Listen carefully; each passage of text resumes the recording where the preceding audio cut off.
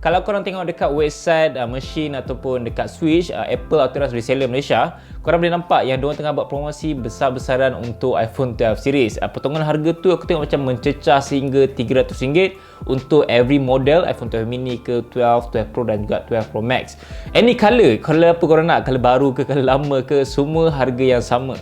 So memang sangat berbaloi untuk korang nak beli iPhone 12 series sekarang ni, betul tak? Yes, dengan promo macam tu siapa yang tak nak beli kan? Dan selain daripada iPhone, banyak juga promo yang buat macam AirPods Pro, Apple Watch Series 5, ada aksesori, casing dan pelbagai lagi barang-barang produk menarik daripada Apple yang korang boleh dapatkan dengan harga promosi sempena sale yang diorang buat. Dan aku tengok iPhone lama pun macam iPhone XR, iPhone 11 series pun masih dijual dengan harga promosi juga. So memang kau-kau diorang buat sale kan untuk bulan 6. Aku pun tak berapa pasti kenapa diorang buat promosi semurah itu untuk iPhone 12 series yang terbaru, sebab aku rasa masih terlalu awal diorang nak buat harga macam tu untuk iPhone 12 series yang lagi 4-5 bulan untuk pelancaran iPhone 13 series kan. So mungkin juga disebabkan oleh kat Malaysia sekarang ni tengah total lockdown, so orang tak boleh nak keluar pergi beli iPhone ke, so nak kena beli secara online saja. So diorang nak galakkan untuk pembeli beli secara online mungkin juga, ataupun mungkin juga disebabkan oleh hampir kepada pelancaran iPhone 13 series lagi 4 ke 5 bulan macam tu, dijangka bulan 9 lah. Untuk korang kalau sana yang nak beli iPhone 12 series disebabkan oleh memang memerlukan phone, yes, memang aku galakkan untuk korang beli dengan harga promosi sekarang ni, memang sangat-sangat berbaloi.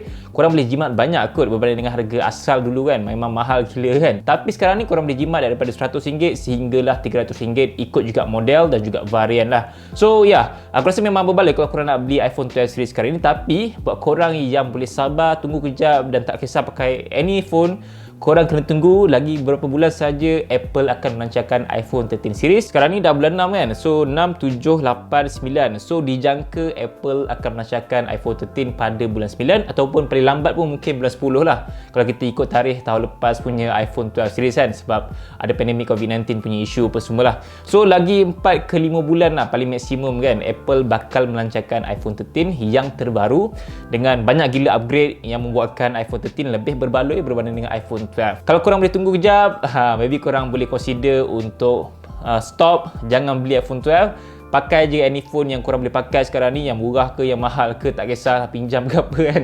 Dan just tunggu iPhone 13 series yang bakal dilancarkan tak lama lagi. So kalau nak cerita pasal iPhone 13 ni, aku dah cerita banyak kot sebelum ni dalam video-video aku yang korang boleh tengok, tapi aku nak repeat juga. Ada juga sedikit info yang aku nak tambah pasal iPhone 13 series yang aku baru je dapat baru-baru ni dekat website yang dikongsikan oleh kebanyakan media-media, iaitu iPhone 13 series kali ni akan menggunakan kapasiti bateri yang lebih besar berbanding dengan iPhone yang sebelum ni lah. So kalau kita tengok kapasiti bateri yang disenaraikan, boleh dikatakan memang ini kali pertama Apple akan menggunakan bateri sebesar ini untuk iPhone orang. So aku tak pelik pun yang Apple akan menggunakan bateri sebesar ini, memandangkan ada rumours mengatakan bahawa iPhone 13 Pro dan juga Pro Max akan menggunakan refresh rate sehingga 120Hz, which is diorang gelar dia sebagai ProMotion 120Hz, seperti mana yang digunakan pada iPad Pro dah lama dah sebenarnya.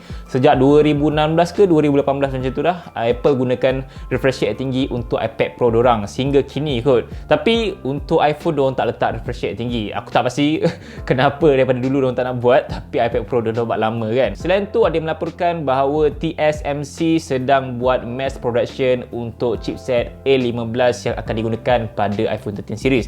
So memandangkan dia dah start production, kita dah nampak lah dia punya starting point kat situ kan, yang iPhone 13 series sedang dalam production, yang mungkin kita akan nampak sekitar bulan September kalau paling cepat sekalipun, ataupun paling lambat mungkin sekitar bulan Oktober kan. Tapi biasanya bulan September. Cuma tahun lepas je, masa awal-awal pandemik COVID-19 tu, dia buat bulan 10 pelancaran kan. Selain tu juga untuk iPhone 13 series ni akan menggunakan skrin berbentuk notch juga, sama je macam iPhone 12, cuma dia punya size tu lebih kecil sedikit lah. Basically rekaan untuk iPhone 13 series ni sama saja macam iPhone 12 series yang masih menggunakan rekaan berkotak dan frills yang sama saja, cuma itulah dia punya skrin tu notch kecil sikit je, itu je.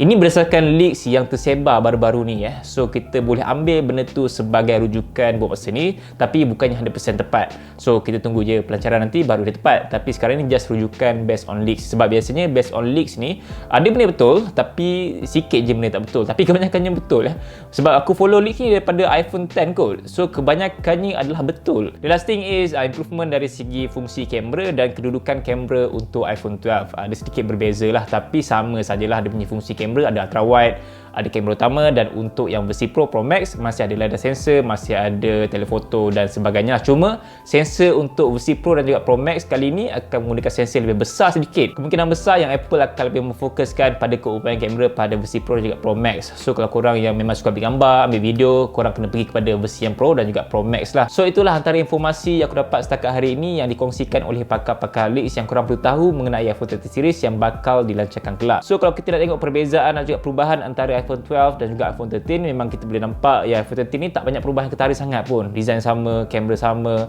dan skrin pun sama, cuma notch kecil sikit je. Tapi still ada juga dia punya improvement in terms of dia punya refresh rate tinggi, dia punya bateri lebih besar, dan mungkin dia akan optimize lebih lagi untuk dia punya MagSafe, dan mungkin support fast charging lebih pantas mungkin juga kan, dan 5G lebih pantas, Wi-Fi lebih pantas, kamera lebih bagus. So ada improvement dekat situ kalau kita nak bandingkan dengan iPhone 12 series sebelum ni kan. So biasalah, setahun mesti nak kena letak improvement.